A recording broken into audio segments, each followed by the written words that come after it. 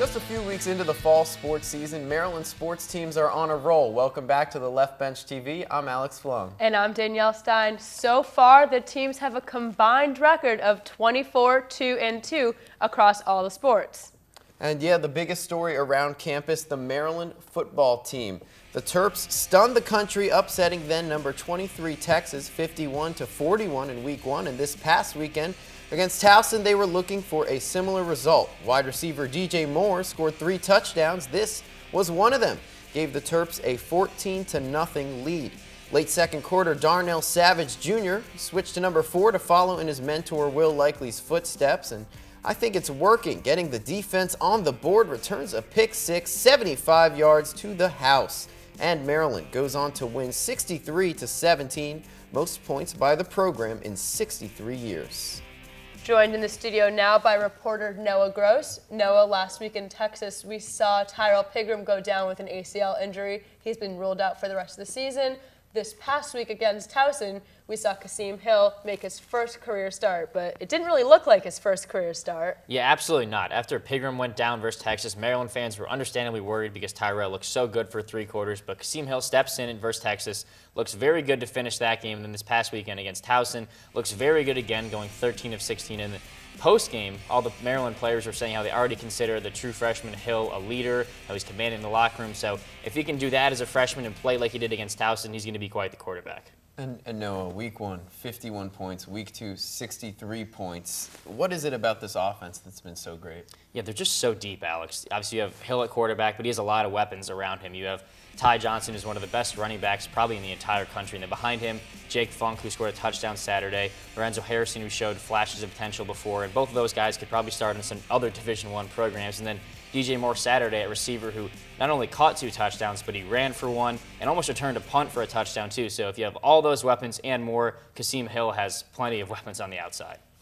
And it's hard not to talk about the defense as well. We saw a massive 75-yard pick six for Darnell Savage. We saw 4 sacks from Boo's defense. What else did we see? Yeah, the offense is going to get a lot of credit, as they should, for scoring 63 points, but the defense really impressed me. You have the interception from Savage, which was obviously very impressive because he took it to the house, and the interception from Brooks as well, but the pass rush was huge the whole game. And as the game progressed, the pass rush only got stronger and stronger, and Towson could really not get anything going in the passing game because they had no time to set up. So if you have defensive backs making plays like they did in this game, and then defensive linemen getting pressure on the quarterback, the Maryland defense looks pretty scary, guys. Well, defense, offense combining both sides. Maryland football looking solid so far. Thank you, Noah. You can follow Noah on Twitter at Noah_Gross27. Also, make sure to follow the Left Bench on Twitter and Facebook. Keep up with all of our coverage. All of our reporters will be out at just about every Maryland sporting event this year. Well, it's never easy going thousands of miles away from home from college. It's even harder when you're leaving behind a sick family member. One Maryland soccer transfer is back in the DMV and this month, for the first time, got to face his former team. On September 1st, Maryland welcomed cross-country rival UCLA to Ludwig Field. Win or lose, it was going to be a special night for Terps defender Chase Gasper, a transfer from UCLA. I had a great 3 years with those guys. You know, they're very close friends of mine, family almost. But before this season, Gasper decided it was time to be close to his family in Virginia. According to the Washington Post, 5 years ago, his father, Courtney, was diagnosed with small fiber neuropathy, a condition that causes severe pain attacks.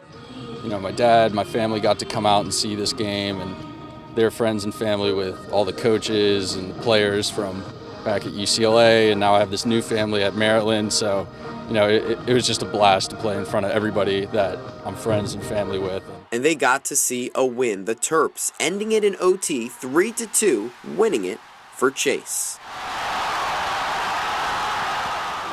He was kind of quiet about it, but we all know that we had to pull it out for him. It's huge. It's hard being a transfer, playing on the same team, and the way he played today was amazing. And you could tell that he really wanted it, and so it pushed us, and we all went for it with him. To get the win, to get the result, I mean, the feelings, you can't describe it. A happy ending to one unique game. I'm really glad that you're on this side. Yeah, oh my gosh, yeah. And you're smiling. Okay.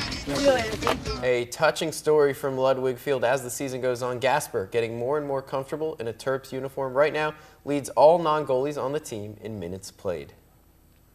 Now the men's soccer team has seen a lot of winning, but do you know what is even sweeter than winning? ice cream. The Maryland Dairy just unveiled their newest flavor named after a UMD coach. This time, men's soccer head coach Sasha Sarofsky got the honor. His flavor? Sasha's Crew Crunch. It's a dulce de leche ice cream base with a chocolate cream swirl and Nestle's Crunch pieces mixed within. Danielle, I got a chance to taste Sasha's flavor. I would say it gets my approval. Women's basketball head coach Brenda Fries already has her own ice cream flavor. This summer, her team was selected to represent the United States at the World University Games. The tournament, held every 2 years, was played in Taipei, Taiwan, where the Terps represented the United States and finished 5-1. Women's soccer has been shocking the country, starting its season with a 6-0-1 record. Last year, they only had 3 wins total. Opponents have kept it close with the Terps in every game. 4 of the last 5 are one-score wins. Most recent win came over William & Mary with an early first-half goal from senior midfielder Maddie Turner. This past weekend, the volleyball team competed at the Thunder Invite in West Virginia. They won all 3 non-conference matches and are now 9-0 on the season. Sophomore outside hitter Gio Milana took the title of tournament MVP. This week, Steve Ayard and his undefeated team will host number 7 Washington, number 18 USC, and Oklahoma. And he says his players just need to believe in themselves.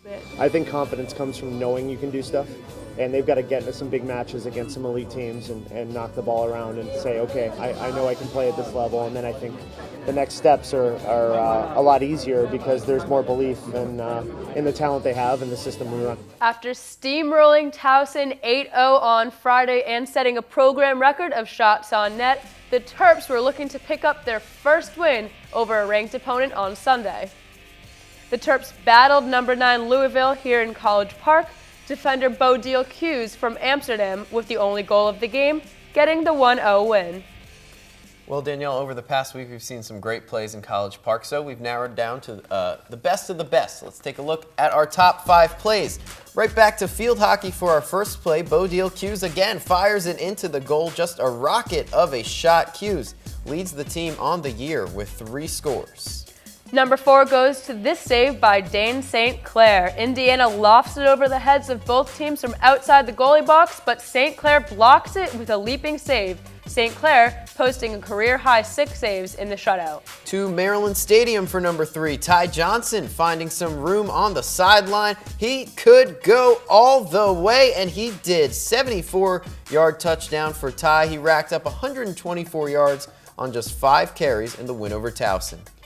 Junior forward Sebastian Elney's heroics take the 2nd spot on the countdown, scores the overtime winner and rips off his shirt in celebration, sending Ludwig into a frenzy.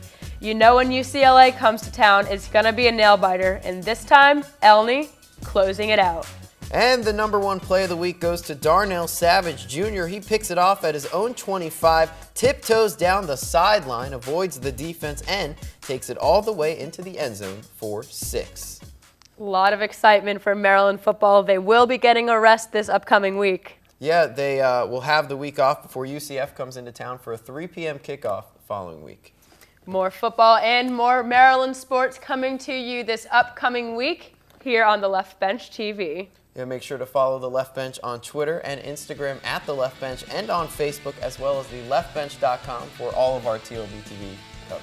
I'm Danielle Stein. And I'm Alex Flum. Thanks for watching.